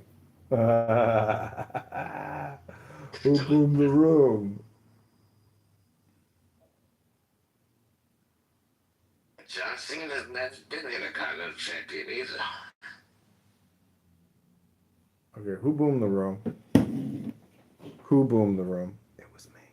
You have to go to the replay to find out who it was. It was me. Who boomed the room? It was me. Who boomed the room? It was me. Just trying to get ahead of the curve here. Who boomed that room? Who boomed the room? It was me. Okay, welcome to Who Boomed the Room. This is Pepe the Barbecue Roast, John Kitover candidate. Devata inside, no? Why are you wanting to vote the Rakshas and get stuck with their adharmas? एक देवता को लेके आओ. No.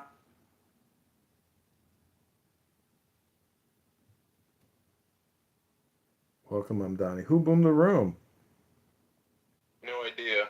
But they'll be entering for this. Good. People must be held accountable. Rabbi just opened the room.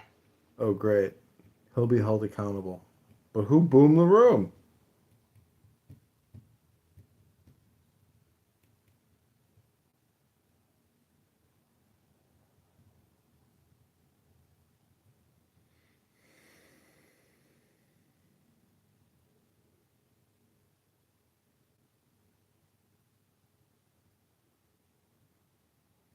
Okay, so he told the man, clear out. You're going to surely die if you eat the tree of the knowledge of good and evil. Now let's go into Genesis, the 3rd chapter, and verse 1, and let's see the snake. Let's see the serpent, the devil, Satan. Verse 1, Genesis 3:1. Go ahead and read. Now the serpent was more subtle than any beast of the field which the Lord God had made. Now you know what subtle means? That means like underhanded or real cunning, deceitful. Go ahead and read. And he said unto the woman, yeah, has God said, you should not eat of every tree of the garden? Oh, he asked her, did God say that you can't eat nothing? Wait a minute. God didn't say that. But first of all, how did you know that God mentioned anything in regards to the garden and the fruits? See? Go ahead and read. And the woman said unto the serpent, we may eat of the... Oh. No, I don't know if they, I mean, they had to have heard me. No, but there's a couple of Jews in there. I like Mixed. Like I like Mixed, and he's a lawyer too. Yeah, Mixed is good. Yeah. So I kind of felt bad. Divulge in trade secrets. Yeah, Lou, if you ever need a lawyer, where to turn to? The thing is, I think Mixed can be a superstar. His problem is that he's too emotional. Like he's almost as bad as a normal bro. I love Yeah, Mixed. at least he's honest and direct. So I like that. Honest? I haven't seen that from him. Oh shit. What are you talking about? Like he will present his view directly and forcefully, right? Yeah, no, I've never seen him not be that way. I mean, I would have said I've never seen him not be that way. He's mostly that way, though. In fact, he was one of the only ones that I like jokingly said it in a very Jewish room. Although it's like a Oh, Bima. Hi, Bima. conflict like that, but I was like, Bima, was I so mean to you? I wasn't mean to you, Bima. Sorry, Bima, I wasn't mean to you. I was trying to help you. Maybe I was being mean to try to like wake you up or something, but I wasn't like being mean. Maybe I called You were mean to me. Well, this is the thing. It's like all I can say is I'm sorry. Will you forgive me? Was it that bad? No, I mean, I had to lean into it, and like I said to myself, why should I care? Like all that type of stuff. But I was offended for a while, and it hurt. I would laugh about it, but I'd leave and I'd be upset about it, and then I try to understand why the heck do I care what some guy on Clubhouse says about me? But yeah, I got over it. I forgive you. All right. Well, glad that's settled. So I came in the room because ASMR. I wanted to do an ASMR show with you. What's an ASMR show about? Well, we can start with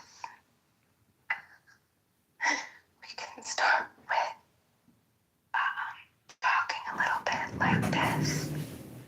Is this an ASMR show now? We can say, hey, come closer. Closer than that. I want you to hear every sound and every breath like I'm right next to you. And I want you to take a deep breath with me. Inhale. And exhale. my people. We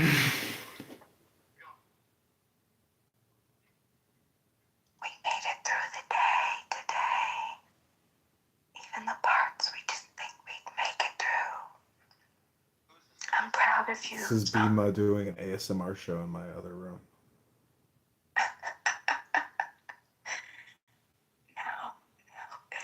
Now I want you to just let yourself melt a little bit. Just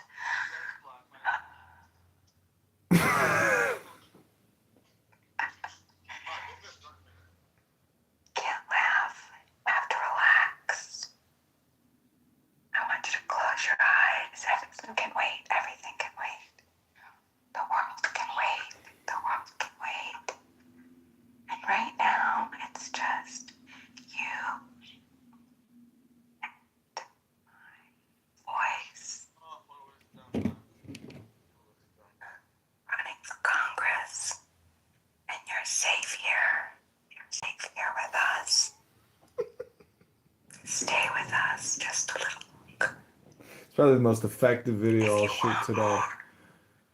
You can follow John's ASMR hypnosis relaxation sounds room.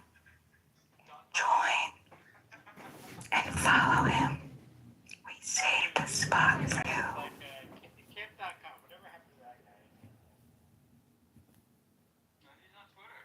Wow, that was like the best video I probably filmed of the day.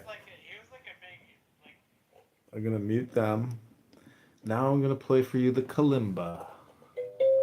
And if you want to do more ASMR while I'm playing this kalimba and we create some ASMR pleasures together, That will really be super cool for the campaign.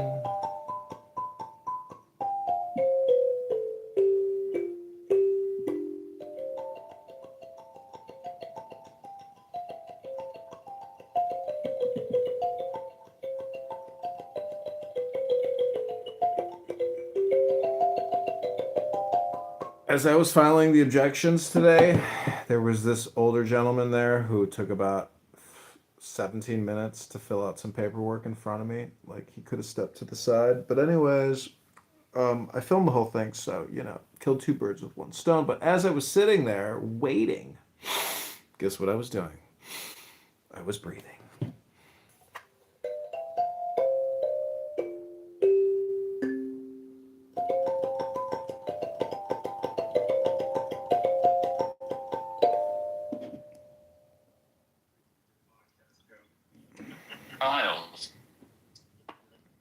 Well, I just want to say that I hope you guys have another great night and a lot of fun with DJ Rabbi here hosting the room, bringing you all the super intelligence you guys have ever been looking for. The guy's the best financial advisors I've ever come across.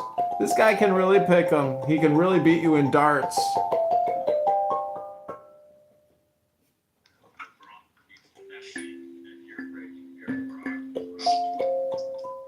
Oh, that's right. Yeah, your ASMR was a big success, Beano.